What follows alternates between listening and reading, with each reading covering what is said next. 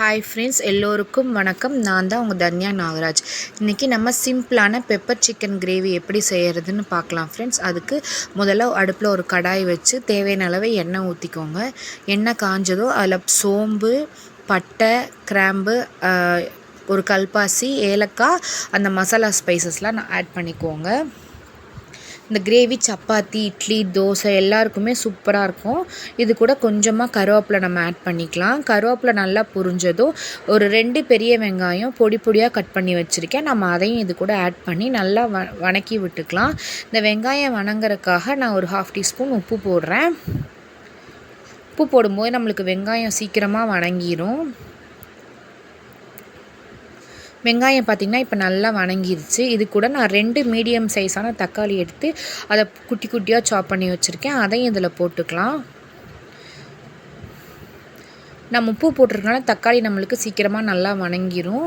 இப்போ தக்காளி வணங்கினதுக்கப்புறம் இதுக்காக ஒரு பேஸ்ட் ஒன்று ரெடி பண்ணியிருக்கேன். இதில் பார்த்திங்கன்னா இஞ்சி, பூண்டு, குருமிளகு, ஜீரகம் இது 4ஐயும் ஆட் பண்ணி அரைச்சிருக்கேன். அதையும் இதில் ஊற்றிக்கலாம். ஊற்றிட்டு அந்த பச்சை வாசனை போய் நல்லா எண்ணெய் பிரிஞ்சு வந்துருச்சு பார்த்திங்களா. இப்போது அது கூட 1 டீஸ்பூன் சிக்கன் மசாலா, நான் இன்றைக்கி கடையில் வாங்கின சிக்கன் மசாலா தான் ஆட் பண்ணியிருக்கேன்.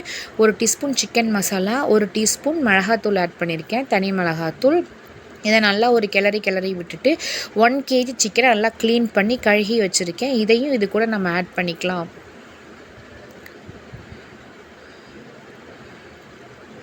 ஆட் பண்ணி இதை நல்லா கிளறி விட்டுறணும் ஃப்ரெண்ட்ஸ். மசாலாலாம் அந்த சிக்கனில் நல்லா பிடிக்கிற மாதிரி நல்லா கிளறி விட்டுட்டு தண்ணிலாம் எதுவுமே இப்போதைக்கு ஆட் பண்ணாதீங்க. ஒரு லிட்டு போட்டு க்ளோஸ் பண்ணிக்கோங்க. க்ளோஸ் பண்ணி ஒரு 5 மினிட்ஸ் முடிச்சு ஓப்பன் பண்ணி பார்த்திங்கன்னா சிக்கனில் இருக்க தண்ணியே நல்லா வந்து இப்போ நம்மளுக்கு சிக்கனில் இருக்க தண்ணி நல்லா விட்டுருக்கு பாருங்கள். இப்போ இது கூட உப்பு நம்ம டேஸ்ட்டு பார்த்துட்டு தேவையான உப்பு நம்ம போட்டுக்கலாம். 1/4 டம்ளர் மட்டும் நம்ம தண்ணி ஆட் பண்ணிக்கலாம். ரொம்ப வேணாம், நான் 1/4 டம்ளர் தான் இன்றைக்கி ஊற்றியிருக்கேன். நல்லா கொதி வந்ததும் சிக்கன் நல்லா வெந்திருக்கும் நம்மளுக்கு. நல்லா கொதி வந்ததும் இது கூட கரம் மசாலா ஆட் பண்ணி அதுக்கப்புறம் மேலே கொஞ்சமாக கொத்தமல்லி தழையும் நம்மளுக்கு ஆட் பண்ணி நல்லா கிளறி விட்டுக்கலாம் ஃப்ரெண்ட்ஸ். சூப்பரான கிரேவி ரெடி. தேங்க்ஸ் ஃபார் வாட்சிங்.